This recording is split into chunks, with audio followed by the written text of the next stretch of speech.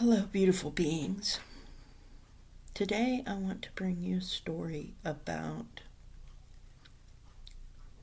turning shadows into light, shining light on the dark places, and um, bringing you a story about taking sad anniversaries and turning them to nostalgia. So today is the 38th anniversary of the passing of my mother.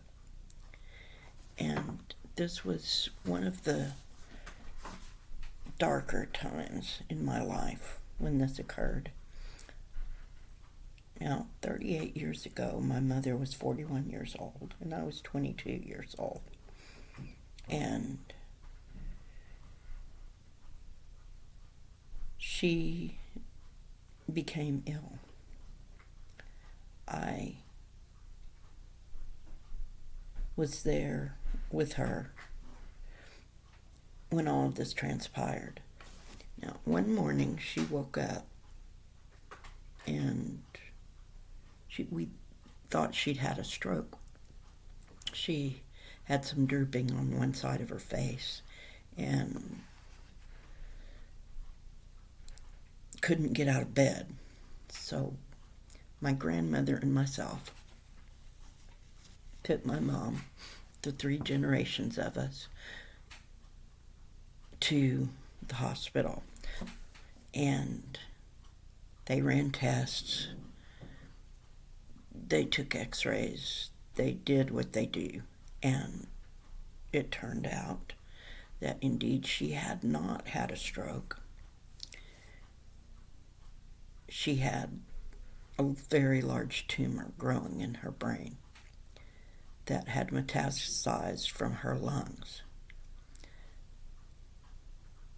There was no hope for the lungs.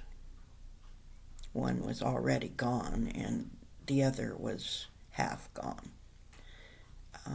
She had this large tumor in her brain. They thought that they could remove it and alleviate some pressure and help her quality of life. So, not knowing any better, being a young person, not questioning the authority of the doctors, and not seeking another opinion, we all agreed that maybe this would help. So she underwent the surgery, but much to our frustration, it did not help. In fact, it damaged her speech center. She couldn't speak. She couldn't remember how to spell words, so writing what she needed to say was not an option. And in the long run, it did nothing to prolong her life. So, in retrospect, I would have questioned whether that was a good option and had more of a discussion around it, asked maybe for another opinion. But as it was, we dealt with what we were given.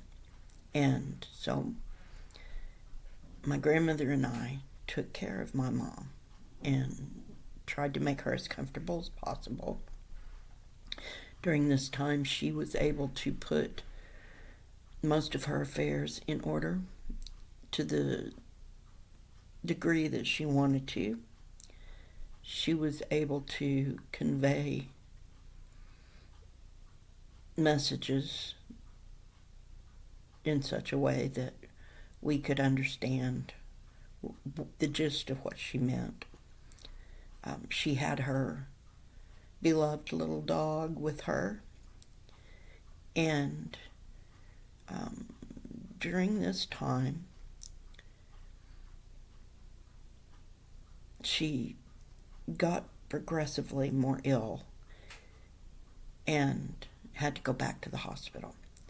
So the length of her illness was quite short. from diagnosis until the time of her passing was only 5 weeks. It was a short time to get prepared. And truly, it's an airplane. Truly, there's no way to prepare.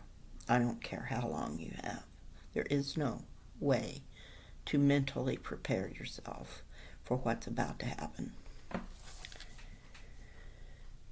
So my mom goes back to the hospital, and during this time my mom and dad are separated. But he is there as much as he can be. He lived in a different state, and I believe they said what they needed to say, and he said what he needed to say, and she did what she could to communicate with him. And I was not present for these meetings that my mom and dad had. That was their business, not mine.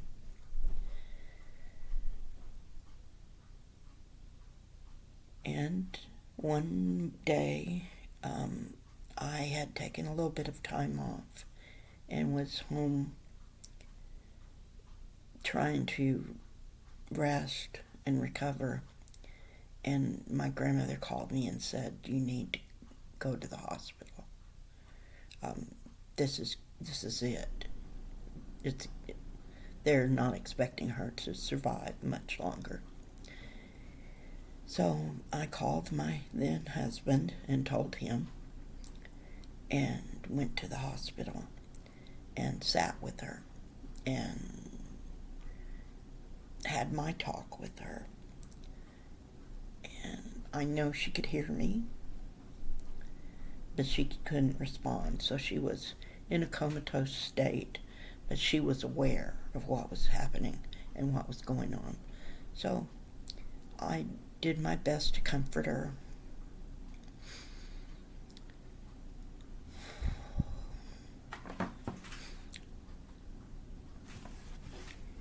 And tell her all the things that I needed to tell her. And to not be afraid that I was going to be there with her through the whole thing. And that I knew that she would be better when it was over. And so family members started to come in and visit, and I did my best to let them know that she could hear and understand what they were saying, and if they were going to speak about things they didn't want her to know about, they needed to step out. And she waited until my husband got there. And just a few minutes after he got there, she was gone.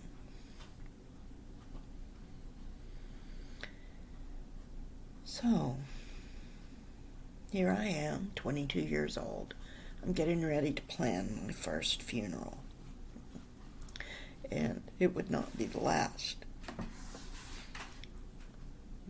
And my dad, she didn't really want anything, but my dad convinced me we should have something, because as I had come to realize over the years that our rites and rituals that we do surrounding the death process are for the living to be able to heal. Because the dead don't need these things. They have already received all the love and acceptance and welcoming that they could ever have wanted for on this plane. They receive on the next plane. So they don't really need the things that we do. They have their own process to go through. And we, as as living people, living human beings, we have the job of trying to heal. Now, over the years, I have planned many funerals. Both of my mother's parents' children who survived to adulthood passed before they did. My uncle passed the next year. I had my stillbirth the next year after my mom passed. So it was the beginning of a very painful period of losing loved ones. After my grandmother became sick and went to the hospital one day and never came home, about 2 months after that, my granddad went in for a test and never came home. So it's a sad thing to outlive all of your children, and they did. They buried 4 babies and then buried 2 adult children. So that is a difficult thing, and there was no one else. I was the oldest of my parents' children and the oldest of my grandparents' grandchildren, so it fell to me to help with planning of my grandmother and to plan my granddad's funerals.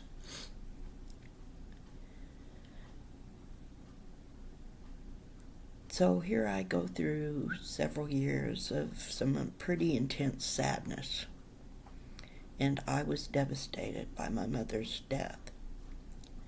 2 weeks after she passed, her little dog went outside early in the morning and fell over, gone. Her feet still on the sidewalk. My dad said that she had lost my mother's scent, and he felt that that was what had happened. But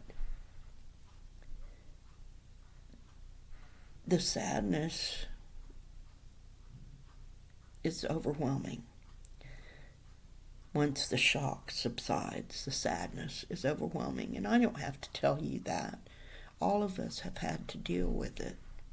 All of us know about the intense sadness and how you don't notice when the sun shines. You don't notice when birds sing until some time passes, and then one day you notice the sun and you notice the birds, and one night you fall asleep without seeing those pictures in your mind. Slowly, over time, life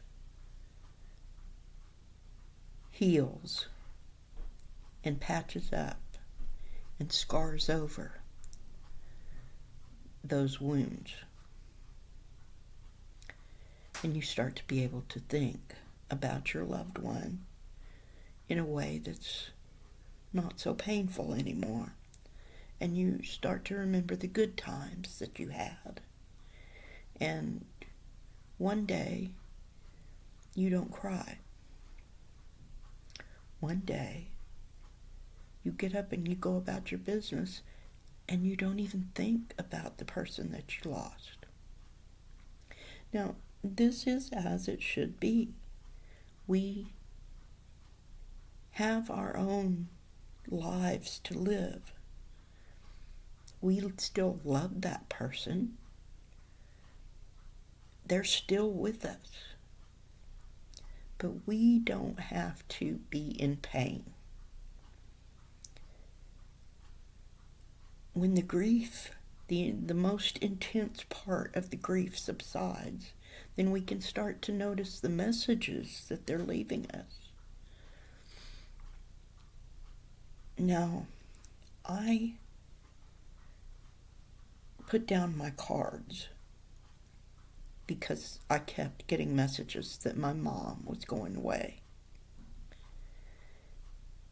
And I didn't want to know. By the time my dad, who was ill but not to the point of needing care, he had some health issues, but he was one to kind of ignore them and not complain. By the time that he passed, somewhat suddenly, about 6 years ago, I had come to the realization that it's okay to know, but not to be able to do anything to change whatever it is that you know. It's okay. There are things that we cannot change, and that we can either accept them and move on, or not accept them and be mired in some pain and darkness. The best thing is to accept them, hold space, do the work, go into the shadow, but look up at that spark of light, because it's there, and come back out into the light. Shine light on that dark place. Know that everything happens exactly as it should.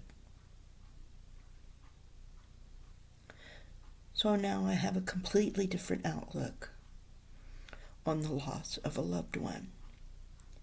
It doesn't hurt any less, but I know that it's the way that things must be, and that we will come out on the other side. We may have a hole in our heart, but we will find ways to fill it if we believe that we will. We can do it. If I can do it, you can do it. Just remember to hold space for those that we love. Remember the things that we did that were good and happy and joyful, or just contentment of being in the presence of our loved one, or the comfort of knowing that they were there and they supported us no matter what, because they still are there and they still do support us.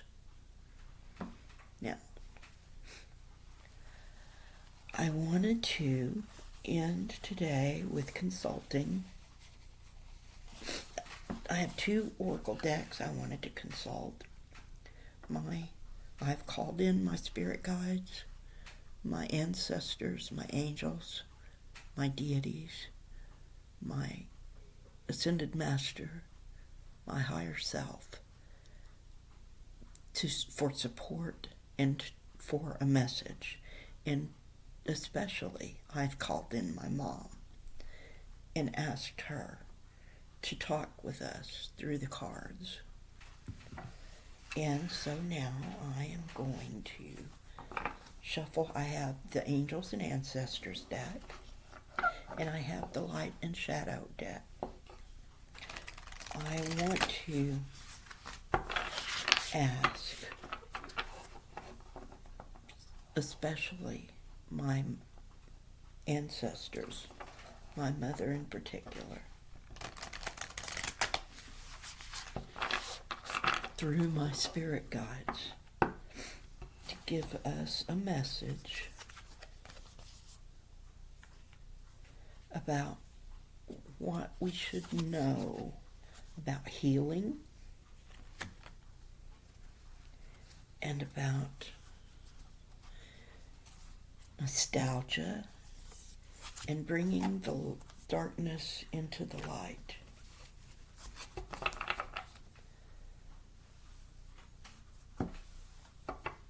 Those cards feel like they're from the spirit guides. Let's see if we get something from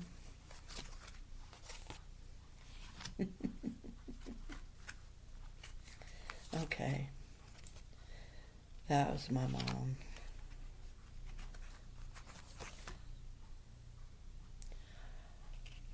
Okay. From my spirit guides comes the practical advice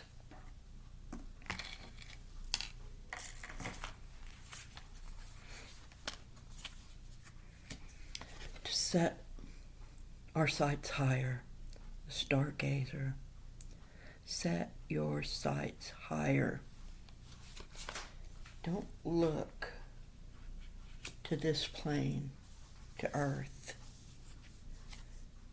Look higher.